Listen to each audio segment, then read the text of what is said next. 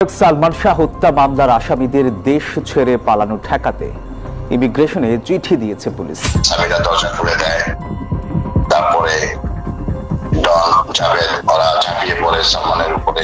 যদি ভুল বুঝে তাহলে আমি কি করতে পারি? এখন থেকে আপনার আমার দেখা হবে কোর্টে। ডন, আপনি রেডি হয়ে আসেন। Welcome welcome. সামিরা, আপনাকে বলতে চাই, গাল গল্প না, এই যে শুরু হলো, খেলা শুরু হলো আপনার সাথে। কারো চেতনানাশক ইনজেকশন সালমান শাহ শরীরে পুশ করেছে। সামিরা দুইবার লিগ্যাল নোটিশ দিছিল, ব্যারিস্টার মহিবুল হাসান চৌধুরী স্বাক্ষরিত লিগ্যাল নোটিশ পাঠাইছিল। আমি যাতে এসব নিয়ে আসলে ওইভাবে কথাবার্তা না বলি, আমার ভয় দেখিয়ে থামানোর চেষ্টা করছে। গলার দাগ চিকন আর ফ্যানের রশি এত বড়। আর ওই টাইমে আজিজ মোহাম্মদ ভাই বলে ঠেট দিছে যে সালমান তোর বাংলা চলচ্চিত্র কিংবদন্তি নায়ক সালমান শাহ, যার মৃত্যু আজও রহস্য ঘরে, বছর পেরিয়ে নতুন নতুন তথ্য অভিযোগ সৃষ্টি করেছেন এই মামলাটি। সম্পাদিক সামাজিক মাধ্যমে ছড়িয়ে পড়েছে নানা দাবি। কেউ বলছে নতুন প্রমাণ মিলছে, কেউ বলছে পুরোনো ঘটনা বেরোতে লুকিয়ে আছে অজানা এক তথ্য। মামলাটি এখনো সত্য উদ্যোগ ঘটনার কাজ চলছে ধীরে ধীরে। কিন্তু প্রশ্ন একটাই, সালমান শাহ কি সত্যি আত্মহত্যা করেছিলেন, নাকি এটি ছিল পরিকল্পনা খুন? সত্যটা লুকিয়ে আছে সময়ের আড়ালে। তবে একটাই আশা, একদিন হয়তো বেরিয়ে আসবে সেই উত্তর, যা অপেক্ষা করছে কোটি ভক্তের চোখে অন্তর হয়ে। দর্শক শ্রোতা, ভিডিওটি না টেনে ভিডিওটি শেষটা দেখবেন অবশ্যই। চাঞ্চল্যক রয়েছে আজকের ভিডিওতে। তার কোটি ভক্তরা যে কি বলছে, কি তদন্ত দিয়েছে, তা আমরা একটু বিস্তারিত দেখে আসবো। ভিডিওটি না টেনে শেষটা দেখুন। এবং আন্দোলন করছি, মানববন্ধন করছি, মিছিল করছি, অনেক কিছুই করছি, সালমান শাহ নিয়ে লেখালেখি পর্যন্ত করছি। তো এইসব করতে গিয়ে অনেক সময় মানে আসামি পক্ষ যারা, বিশেষ করে সামিরা, ওনার পক্ষ থেকে অনেক সময় অনেক ধরনের হুমকি দমকি বা অনেক থাকতো। উনি বলতো যে এসব নিয়ে যাতে কথাবার্তা না বলি, না লিখি। একবার বান্টি ইসলাম নামে এক ভদ্রলোক, ওই যে সোহেল চৌধুরী হত্যা মামলার যে আসামি, ওই ভদ্রলোক একবার আমার হুমকি দিয়েছিল যে আমি যাতে এসব নিয়ে কথাবার্তা না বলি। তো সামিরা আমার দুইবার লিগ্যাল নোটিশ দিছিল, ব্যারিস্টার মহিবুল হাসান চৌধুরী স্বাক্ষরিত লিগ্যাল নোটিশ পাঠাইছিল। আমি যাতে এসব নিয়ে আসলে ওইভাবে কথাবার্তা না বলি, আমার ভয় দেখিয়ে থামানোর চেষ্টা করছে। এখন আমি বিশ্বাস করি যে সালমান শাহর এই মৃত্যু অবশ্যই হত্যা, এবং আমার দৃষ্টিকোণ থেকে এটা যদি মানে এটা হত্যা এবং এইটার নেপথ্যে যেসব কারণগুলো, আমি সবসময় এগুলি নিয়ে কথা বলার চেষ্টা করতাম, ওই পয়েন্টগুলি তুলে ধরার চেষ্টা করতাম। তো এইটা কারো কাছে ভালো লাগতো আর এদের কাছে ভালো লাগতো না, এরা আমার থামানোর চেষ্টা করতো। তা আমি থামি নাই কখনোই। আমি ওনার এই হুমকি দমকি বা এই লিগ্যাল নোটিশ এসবের কখনোই পরোয়া করিনি। আমি আমার মতো লিখতে থাকতাম, আমি আমার মতো আদালতে যাইতাম, আন্দোলন করতাম। তো আদালত যেহেতু এত বছর পরে মানে এই অপমৃত্যু মামলাকে সেই তখনই হত্যা মামলা হিসেবে নেওয়ার জন্য আবেদন করা হয়েছিল, কিন্তু নেয় নাই। তো পরবর্তীতে যখন এই শুনানিতে মানে করলো, যে এই রিভিশন শুনানির রায় দিল এবং হত্যা মামলা হিসেবে আমলে নিল, এটা খুব ভালো লাগছে। এখন সালমান শাহ মারা গেছে, এটা সত্য, যেভাবে হোক মারা গেছে। এখন সেটা আত্মহত্যা কি হত্যা সেটা নির্ধারণ করবে কোর্ট এবং তদন্ত করবে প্রশাসন।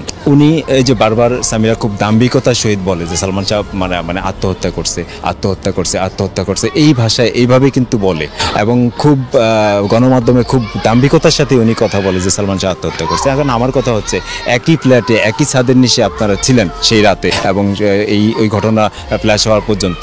তো সালমান শাহ আত্মহত্যা করছে যদি করে থাকে, সেটার নেপথ্যে কি আপনার কোনো দায় ছিল না? আপনি যেহেতু সালমান শাহর স্ত্রী, আপনি যেহেতু ওই ফ্ল্যাটে ওই সময়ে উপস্থিত ছিলেন, তো আপনার স্বামী আত্মহত্যা করছে, এটার দায় থেকে আপনি কিভাবে নিস্তার পান, কিভাবে মুক্তি পান? এখন প্রশ্ন হলো, এই হত্যাকাণ্ডে জড়িত সামিরা, ডন ও তাদের সহযোগীদের কি ধরনের শাস্তি হওয়া উচিত? এ প্রসঙ্গে নিজের ক্ষোভ ও মতামত জানিয়েছেন সালমান শাহর অন্ধভক্তরা। জজ মানে অর্ডার হওয়ার কিছুক্ষণের মধ্যে দায়ের করে আসছে, কিন্তু এখনো যাবত তারা কোনো আসামিকে গ্রেফতার করেনি। তারা ওখান থেকে আবার জানিয়ে দিচ্ছে তাদের মোবাইল ট্যাগ করা হয়েছে। তো মোবাইল ট্যাগ করা হলে তো ওনাদের যার স্থান থেকে আরো সতর্ক হয়ে যাবে, ওনাদের জন্য এটা আরো সুবিধা হয়েছে আমার মতে। মামলার মোড় এখন রিজবি তো প্রথমেই বাবা আর মায়ের সাথে গিয়ে বিয়েতে বয়ান দিয়েছে যে এইভাবে হত্যাকাণ্ড, এইভাবে পুরো টোটাল বর্ণনা, এতজন লোক ছিল, সামিরা অজ্ঞান কারক চেতনানাশক ইনজেকশন সালমান শাহ শরীরে পুশ করেছে। সেই চেতনানাশক ইনজেকশনের সামিরার বেন্টিব্যাগ থেকে পাওয়া গিয়েছে, একদম এটা সুনিশ্চিত প্রমাণ। এখন রুবি সুলতানা যদি আমেরিকা বসে বয়ান দেয় বা রিজবি, এখন রুবি সুলতানার বয়ান যদি গ্রহণ না করা হয়, তাহলে রিজবির বয়ানও গ্রহণ করা হবে না। একই যে সে ওখানে বসে কেন বয়ান দিবে, তাকে বাংলাদেশে হাজির করা হোক। আমার মতে রুবি সুলতানা এবং রিজবি দুজনকে এখন বাংলাদেশে আনাই। এই হত্যাকাণ্ডের দুজন মূল একদম মানে প্রধান যে সাক্ষী এই রিজবি আর রুবি সুলতানা, এই দুজনেই এখন আমাদের একদম মানে মূল সাক্ষী। এদিকে সালমান শাহর মৃত্যুর চাঞ্চল্যকর তথ্য দিলেন তার মামা। সালমান শাহ ভক্ত, সালমান শাহর পরিবার আমরা কলঙ্ক মুক্ত হইলাম যে মানুষ জানতে পারলো যে এটা আত্মহত্যা না হত্যা। আমার পরিবারের এমন কেউ নাই যে আদালতে গেছেন এরকম এবং রায়ের ঝামেলায় পড়ছেন। আমার জীবনের প্রথম আমি এরকম রায় হওয়ার মুখোমুখি হলাম। সকাল 9টায় গেলাম, সময় বাড়তেই লাগলো। আড়াইটার দিকে 3টার দিকে অনেক পুলিশ উপরে উঠলো জজ সাহেবের রুমের সামনে। তারপরে আস্তে আস্তে দেখলাম উকিল সাহেব, মহিলা উকিল, পুরুষ উকিল আসা শুরু হইল। পুরা রুমটা একদম ভরে গেল। এরকম আমি জীবনে কোনদিন দেখি নাই। আমি তো চিন্তায় পড়ে গেলাম যে আমার তো উকিল 3 জন, এত উকিল কোত্থেকে আসলো? এরা কি অন্য দলের না আমার? সামান্য আদালত শুরু হইল। আদালত শুরু হওয়ার পরে আমার কাছে মনে হইল যে ব্যক্তি যিনি রায় প্রদান করছেন ইনি, আমার কাছে মনে হয়েছে ওনার কথাবার্তা, ওনার অ্যাটিটিউড, ওনার ভঙ্গি সবই মনে হয়েছে আমার কাছে যেমন আমাদের হযরত আবু বকর রাদিয়াল্লাহু আনহু উনি কাউকে পাঠাইছেন। উনি শুরু করলেন মহান আল্লাহ তাআলার নাম নিয়ে পড়া শুরু করলেন। আপনারা সবাই জানুন, রায়টা আমি পরে দেব। কিন্তু এইগুলো পড়ার সময় আমি দেখলাম মহিলা উকিল যারা গেছেন এবং পুরুষ উকিল যারা গেছেন এরা সবাই চোখ মুছতে আরম্ভ করলো কাহিনী শুনে। কান্না করতেছিল, সবাই চোখ মুছতেছিল। আমারও তখন আবেগে আমিও রুমের মধ্যে বসে বসে কাঁদছি। যে যাই হোক, মহান আল্লাহ তাআলার দরবারে শুকরিয়া জানাই যে একটা সুন্দর ডিসিশন আসে। আগেরগুলো না বলি, সর্বশেষটা আদালত এটাকে রিইনভেস্টিগেশন করার জন্য পিবিআইকে দিল। পিবিআইয়ের বনজ কুমার উনি এইখানে কাহিনী সাজাইলেন, ছবি আঁকাইলেন, একটা নোট বই তৈরি করলেন, পুরা স্টোরি সালমান শাহ কিভাবে মারা গেছে, ছবি আইকা। এদিকে দেখেন আমাদের সালমান শাহ আমার সিনেমার মানুষ, আমারই কোথায় পাই তাহারই। হ্যাঁ, একটা ছবির সম্পর্ক আমার সাথে, এই ঘর এই সংসার। আপনারা অনেকেই দেখছেন, আমার মনে হয় বাংলাদেশের এই যে যতগুলো চ্যানেল আছে সব চ্যানেলেই একবার না 2 বার না ভাই, আমার মনে হয় 50 বার চলছে এই পর্যন্ত। প্রত্যেকটা চ্যানেলে বহুবার চলছে এই ঘর এই সংসার। যারা দেখেন নাই তারা দেখবেন, হ্যাঁ, না দেখলে মিস করবেন। যাই হোক, ওই ছবি করতে যায় প্রথম দিনই তার সাথে আবার একটা ঘটনা ঘটছিল, যেটা পরে আমি জানতে পারছি তার মৃত্যুর পর সালমান শাহের মা আমাকে একদিন ফোন দিয়েছিল। তো ওনার ফোন পেয়ে নেচারালি বুঝে নিত সালমান শাহের মা অনেক কথার মধ্যে চোখে পানি পড়তেছিল আমার, উনিও কাঁদতেছিলেন। তখন উনি আমাকে বলতেছিলেন যে আমার ছেলের একটা ডায়েরি আছে, আমার ছেলে ডায়েরি মেনটেন করতে, এটা কি আপনি জানেন? এখন না তো ডায়েরির একটা পাতায় লেখা আছে আপনার কথা। আমি তো অবাক হইলাম। আমি বললাম কি লিখছে? ওইখানে লেখা আছে যে বহু ছবি কাজ করলাম, কিন্তু আজকে বহু ছবি কাজ করছি, আজকে একজন সত্যিকারের পরিচালকের সাথে কাজ করলাম, যে পরিচালক আমাকে বকা দিল, আমার চোখের পানি ঝরলো, কিন্তু তার প্রতি রইল আমার শ্রদ্ধা। দেখেন, চোখের পানি ঝরছে, তারপরও আমার প্রতি শ্রদ্ধা। ওই ডায়েরিটা কিন্তু এখনো আছে, আমার মনে হয় পুলিশের কাছে আছে।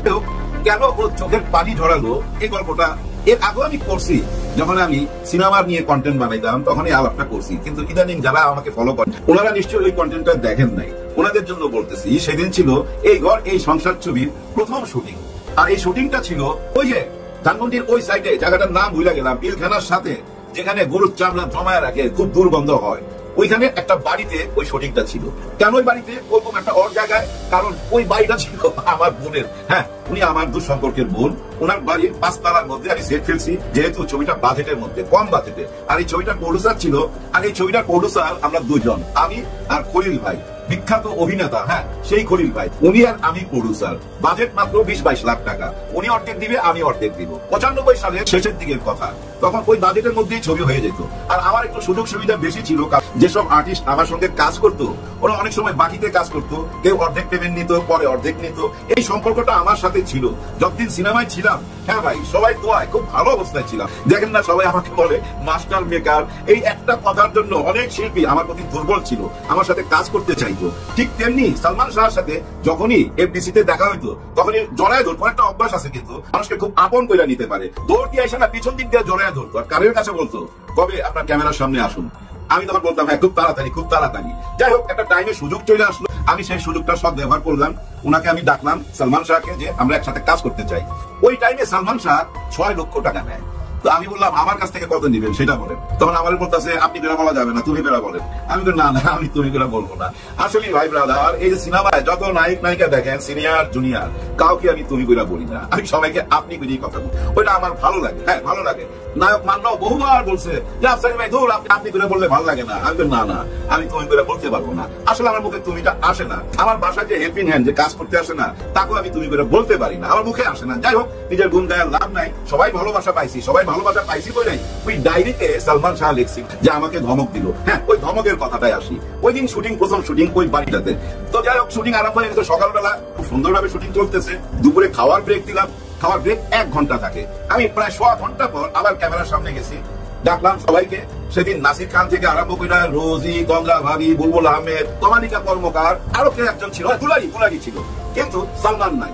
কি হলো, খাওয়ার ব্রেক দিলাম, ও গেল কই? ও তো বাসায় চলে গেছে খাইতে। হায় হায়, এটা কি করলো? আমি এদিক দিয়ে কিন্তু লাইট টাইট জ্বালায় শর্ট নিব, এখন ও নাই। কেমন লাগে মেজাজটা চিন্তা করেন। মনে মনে ভাবলাম দেখি, ঘড়ির দিকে তাকায় থাকি। ঠিক 2.5 ঘন্টা পর আসছে। খাওয়ার ব্রেক কিন্তু 1 ঘন্টা, সে কিন্তু আরো 1.5 ঘন্টা বেশি ব্রেক নিয়ে নিল। তখন মনে মনে ভাবলাম যে দিলাই তো আজকেই মারতে হবে। আজকে শেয়ার করতেছি মনের কথাটা, এগুলো বলি নাই কখন। দর্শক শ্রোতা, ভিডিওটি দেখে আপনার মতামত কি? এই যে সালমান শাহর স্ত্রী এতটা জঘন্য, এতটা খারাপ হতে পারে, নিজের স্বামীকে হত্যা করে সেই মামলাকে ঘুরিয়ে তাকে আত্মহত্যার দাবি করে সোশ্যাল মিডিয়ায় ছড়িয়ে দিয়েছে। দর্শক শ্রোতা, তা তো দেখতেই পাচ্ছেন, এতটা যে খারাপ হতে পারে। কিন্তু এই পিছনে রয়েছে অবশ্যই কোনো এক ষড়যন্ত্র, যা লুকিয়ে আছে। ডন মিলে এবং তার আরো সহযোগী মিলে, তার শাশুড়ি মিলে এই ঘটনাটাই ঘটিয়েছে। দর্শক শ্রোতা, তার স্ত্রী যে এতটা খারাপ, আপনারা অবশ্যই আপনার মতামত অবশ্যই কমেন্ট সেকশনে লিখতে ভুলবেন না। দেশ এবং দেশের বাইরে থেকে যারা ভিডিওটি না টেনে শেষ পর্যন্ত দেখতে রয়েছেন, তারা অবশ্যই কমেন্ট সেকশনে লিখে যাবেন তার স্ত্রীকে কি করা যায়, এবং এরকম যে স্ত্রী অন্য কারো ঘরে ঘরে জানি না হয়। দর্শক শ্রোতা, এরকম একজন সেলিব্রিটি, এরকম একজন কোটি মানুষের ভক্ত যে দুনিয়া ছাড়তে হয়েছে শুধু স্ত্রীর কারণে, এমনটাই আর জানি না হোক। দর্শক শ্রোতা, মিথ্যা কখনো চাপা থাকে না। অবশ্যই মূল ষড়যন্ত্র বেরিয়ে আসবে, মূল হত্যাকারী তারা বেরিয়ে আসবে। দর্শক শ্রোতা, আপনার মতামত অবশ্যই কমেন্ট সেকশনে লিখতে ভুলবেন না। আমাদের চ্যানেলে নতুন হয়ে থাকে অবশ্যই চ্যানেলটি সাবস্ক্রাইব করে দিয়ে পাশে থাকবেন। সবাই ভালো থাকবেন, সুস্থ থাকবেন। আসসালামু আলাইকুম ওয়া রাহমাতুল্লাহ।